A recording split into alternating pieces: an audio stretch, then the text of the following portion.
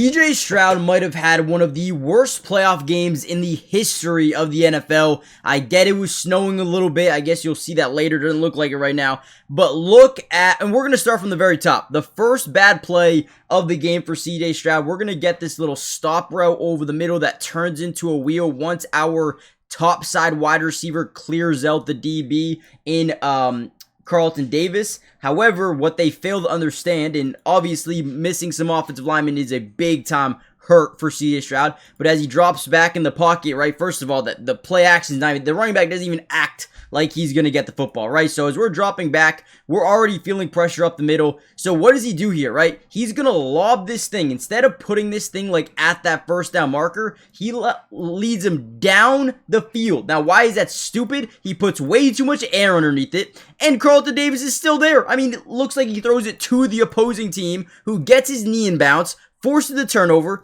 but that's just the first one. Take a look at the next one. Now, this one's really bad, okay? So we're going to be in a full slide because we're trying to sell run, okay? So how do we do that? We're going to have a running back go this way. We're going to bootleg out in this direction. We're going to get a corner route here. Our tight end to the right side of the field is going to crack back and try to get out into the flats. This is usually your first read on these little bootlegs, but what ends up happening is our left tackle's inside foot backs up, trips our first read, right? So now as he turns the field, his first read is now gone. His first read is now gone. So what does he do? He decides, okay, well, let me just throw this thing up there. Boom, throws it up there. It's a wobbler. Marcus Jones picks it, and guess what? He goes all the way back for a touchdown.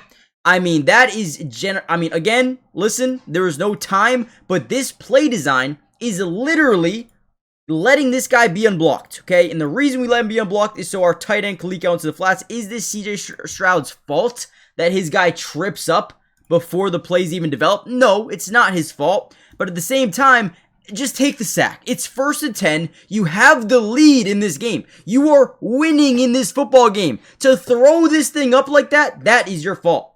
Then look at this one. Now, again, you guys can tell me if you think this is on Stroud, if it's on the weather, if it's on the receiver. We're going to drop back here. They send 4 initially, send a late 5th with Robert Spillane.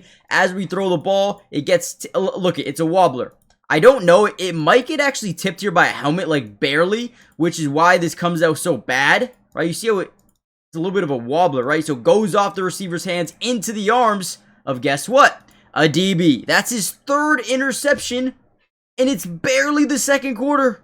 It is barely the second quarter. And this dude couldn't stop throwing interceptions.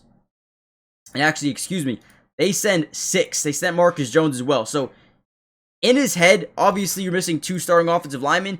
He knew he had to get the ball out early and often. He tried 3 turnovers in the first half. Just didn't go well. But wait, it doesn't end there. Take a look at this one, guys. This one's even crazier. So we're going to get the full slide play action to the right. We're kind of getting out of the pocket here to the left. We're going to get our guy out in the flats quickly on 1st and 10. We have off coverage versus Carlton Davis, who you can see there playing, giving you about 7 to 8 yards of off coverage. So what does Stroud do? Rolls out. This ball needs to be to the outside shoulder. You do not want to give this DB a chance to overcut it, and he underthrows it. Underthrows it. Boom. Another interception. Gets 2 feet in bounds. Unbelievable. I mean, again, a terrible interception there from Stroud. And that is 4 on the day. Guys, it's not even halftime yet. But just in case you guys wanted to see how bad it really was, take a look at this. So, again, look at the ball. Look at the ball. Why is it so far behind Xavier Hutchinson? So far behind. It looks like this ball is actually made to go to Carlton Davis, who barely catches it, right? Barely, because he ends up juggling it and then boom, toe taps it. Unbelievable job. Great job by the DB. I'm not going to lie. The game was pretty much over. It never felt like the Texans could do anything to win this game. Ever. Even when they drove down by 1 possession, right? They hand the ball off to Woody Marks, and this is not on Stroud, obviously, right? I'm just showing it to you because this is how bad the game was for the Texans. They hand the ball off. Their running back loses their shoe, right? Woody Marks gets up the right side, loses the football, right? Loses the football because Gonzo rips it out. Game was over, 28-16. Stroud was 20 of 47, 4 interceptions. Drake May didn't play well either. I mean, he was okay. He did what he needed to do, but like 4 fumbles or something like that. This game was messy, but the Patriots win. Let me know what you guys think. Hit the like button, subscribe, join the family. I'll see you guys in the next one, man. What an ugly game.